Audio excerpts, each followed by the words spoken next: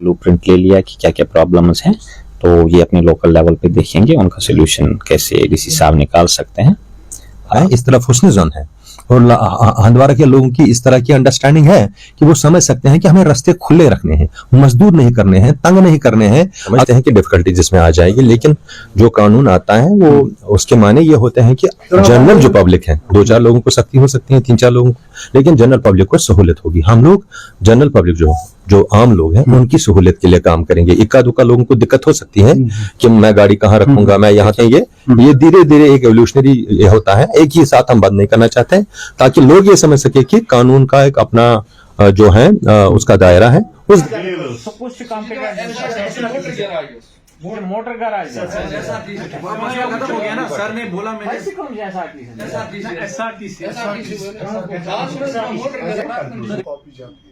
जब हम यहाँ से फीड कर रहे हैं उसके पोर्टल में खुद हो जाती है कोर्ट को भी। जब वो ये रिपोर्ट उसका सब्स्टिट्यूट हो सकता है। हाँ सर, उसमें कॉज ऑफ एक्सीडेंट लिखते हैं ना। अस्सलाम वालेकुम नाज़रीन, मैं शराफत मंजूर। आपको बता दें कि इस वक्त हमारे साथ है आरटीओ कश्मीर, जिन्होंने आज एक मीटिंग की हंदवारा में, और आज मीटिंग बुलाई थी गई एडीडीसी के ऑफिस में। और मेरे साथ इस वक्त एडीडीसी साहब मिस्टर अजीज साहब है और आरटीओ कश्मीर साहब मिस्टर शाहनवाज साहब भी हमारे साथ मौजूद है। सबसे पहले सवाल आज के मीटिंग के हवाले से, जी क्या कहना चाहेंगे आज के मीटिंग के हवाले से? जी, आज हम यहाँ जो कुपवाड़ा डिस्ट्रिक्ट के जितने भी ट्रांसपोर्टर्स हैं, इनफैक्ट कुपवाड़ा से बाहर के भी कुछ ट्रांसपोर्टर्स आए थे, उनके जो ट्रांसपोर्ट को लेके इश्यूज हैं, कुछ मसाइल जो थे जो ट्रांसपोर्ट डिपार्टमेंट को पर्टेन करते हैं, हमने उनको सुना। उसमें पॉसिबल क्या क्या सोल्यूशंस हमसे इंस्टेंटली हो सकती थी वो हमने ले लिए डिसीजंस। कुछ चीज़ें पॉलिसी डिसीजन की हैं वो हमने नोट किए और गवर्नमेंट के साथ उठाएंगे। और कुछ लोकल इश्यूज हैं, फॉर एग्जांपल स्टैंड है, इलीगल पार्किंग के इश्यूज हैं, वो हमने एडीसी साहब भी मीटिंग प्रिजाइड कर रहे थे, तो इनकी नोट्स में भी आए हैं। तो अभी एडीसी साहब ने भी अभी यहाँ ज्वाइन किया हुआ है, तो इन्होंने एक ब्लूप्रिंट ले लिया कि क्या क्या प्रॉब्लम्स हैं, तो ये अपने लोकल लेवल पे देखेंगे उनका सोल्यूशन कैसे एडीसी साहब निकाल सकते हैं। बेसिक मकसद यही था कि ट्रांसपोर्टर्स को सुनना, उनके मसाइल को सुनना और उनको सोल्यूशन के लिए उनके लिए क्या क्या करना है वो इकदाम हम उठाएंगे।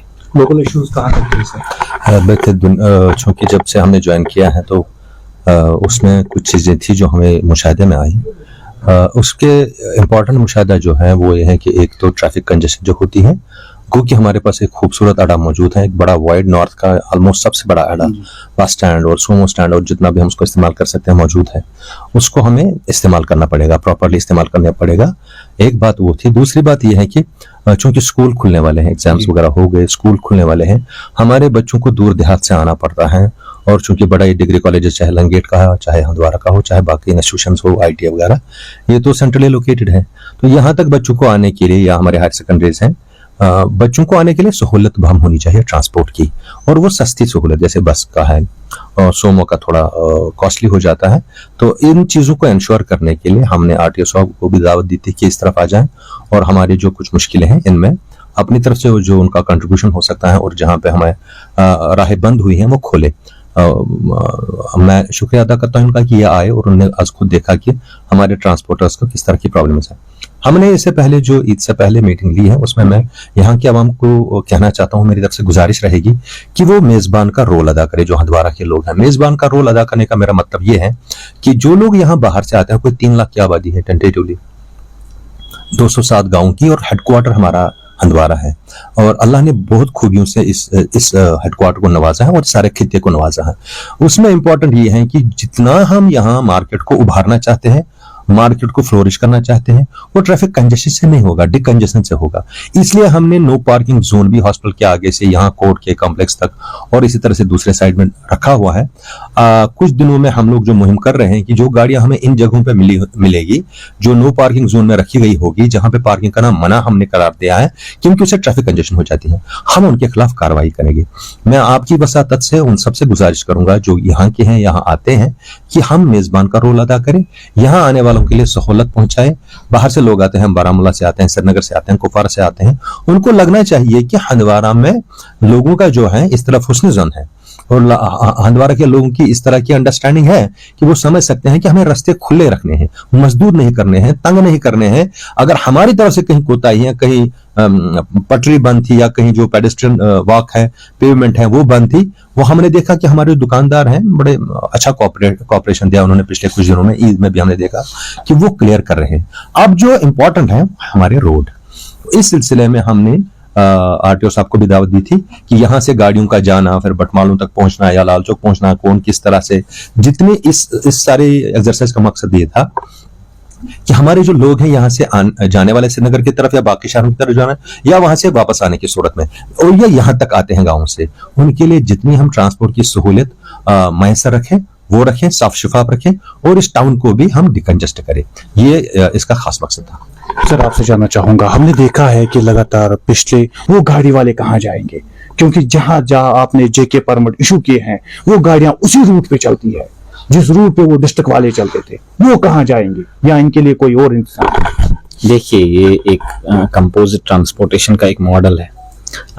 कुछ आपकी छोटी छोटी गाड़ियां हैं जिसको हम मैक्सी कैब्स कहते हैं, कुछ टैक्सीज हैं, और फिर एक ओमनी बस कैटेगरी आती है, और फिर बिग बस, मिनी बस की कैटेगरीज आती हैं।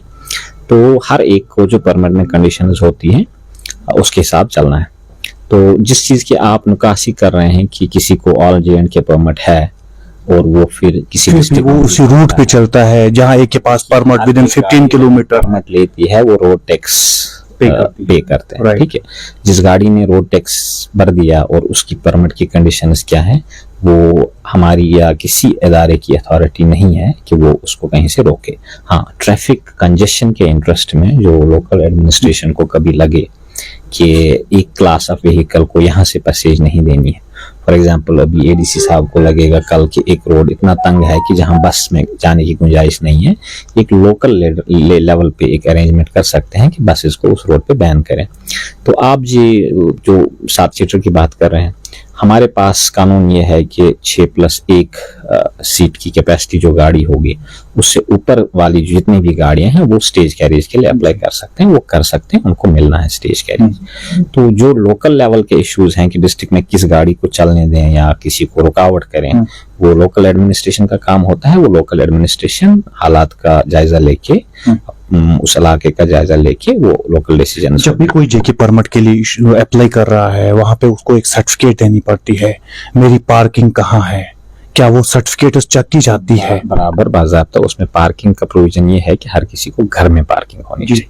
तो पार्क फिर गाड़ी क्यों साइड में होती है, रोड पे होती है, ऐसा क्यों? दिन में जब गाड़ी रोड पे निकलेगी वो तो घर से सवारी नहीं लेगा ना, उसको रात को पार्क करने के लिए प्रोविजन रखा है कानून ने कि आप रात को घर में पार्क। गाइडलाइंस में नाइट का कहीं नहीं लिखा है सर, उसमें मैंने भी वो गाइडलाइंस पढ़ी है, वहाँ कहीं नहीं लिखा है। कुछ बेजाब्तगियां हैं अभी कि सोमो स्टैंड्स की जो कैपेसिटी है वो over a period of time, population बढ़ गई है, लोगों का प्रेशर बहुत है, गाड़ियां बढ़ गई हैं, सोमो स्टैंड्स पे ज्यादा प्रेशर है। जो लोकल लैंड, कम्युनिटी लैंड्स होते थे या सरकारी लैंड जो होता था, उसकी कमी हो रही है। उस एरिया की भी निकासी हुई अभी मीटिंग में, एडीसी साहब ने खुद ही देखा कि इनसे भी हमने रिक्वेस्ट की कि अगर कहीं जहां स्कोप है कि अड्डे की जगह और दी जाए कहीं पे, या कोई एक इलाका है उसके लिए अलग से एक स्टैंड क्रिएट किया जाए, वो चीजें एक्सप्लोर होंगी।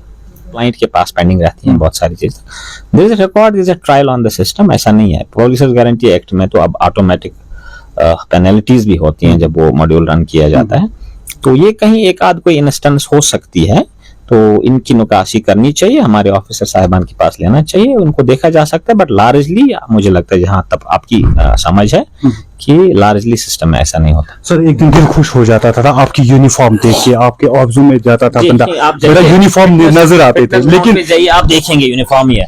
चलो एडी साहब, आपसे एक लास्ट सवाल करना चाहूंगा सर, आपने जो पार्किंग अभी की है सर हंदवाड़ा में पुराने बस स्टैंड में, लेकिन आज भी वहाँ गाड़ियां नजर आ रही हैं। नहीं, वो जो है बिहेवियरल चेंजेस लाने में थोड़ा टाइम लगता है, हम ये समझते हैं कि डिफिकल्टी जिसमें आ जाएगी, लेकिन जो कानून आता है वो उसके माने ये होते हैं कि जनरल जो पब्लिक है, 2-4 लोगों को सख्ती हो सकती है, 3-4 लोगों को, लेकिन जनरल पब्लिक को सहूलियत होगी। हम लोग जनरल पब्लिक जो जो आम लोग हैं उनकी सहूलियत के लिए काम करेंगे। इक्का दुक्का लोगों को दिक्कत हो सकती है कि मैं गाड़ी कहाँ रखूंगा, मैं यहाँ तक रखता पिछले 10 साल, पिछले 15 साल, वो उनको अल्टरनेटिव देखना पड़ेगा। लेकिन हम आम लोगों के लिए जो काम कर रहे हैं वो हम जारी तो रखेंगे। भी वो कमर्शियल गाड़ियां जो लगी है उनको निकाल दिया जाएगा। हाँ, वो लेवल टू लेवल पे हो जाएगा कि कैसे 2 रखेंगे या नहीं रखेंगे। ये धीरे धीरे एक एवोल्यूशनरी होता है, एक ही साथ हम बंद नहीं करना चाहते हैं, ताकि लोग ये समझ सके कि कानून का एक अपना जो है उसका दायरा है, उस दायरे में आज न कल उनको आना ही है। बहुत बहुत शुक्रिया बात करने के लिए। बात कर रहे थे आरटीओ कश्मीर और एडीसी हंदवाड़ा, बता रहे थे आज की मीटिंग के हवाले से। हालांकि उन्होंने आज बड़ी अच्छी बात कही कि हमने सबके साथ बात करके रखी है। जो ट्रांसपोर्टर्स थे बड़े खुश होके वो यहाँ से निकले जब उन्होंने आरटीओ कश्मीर से बात की। तो बड़े खुश, को दीजिए इजाजत। खुदा।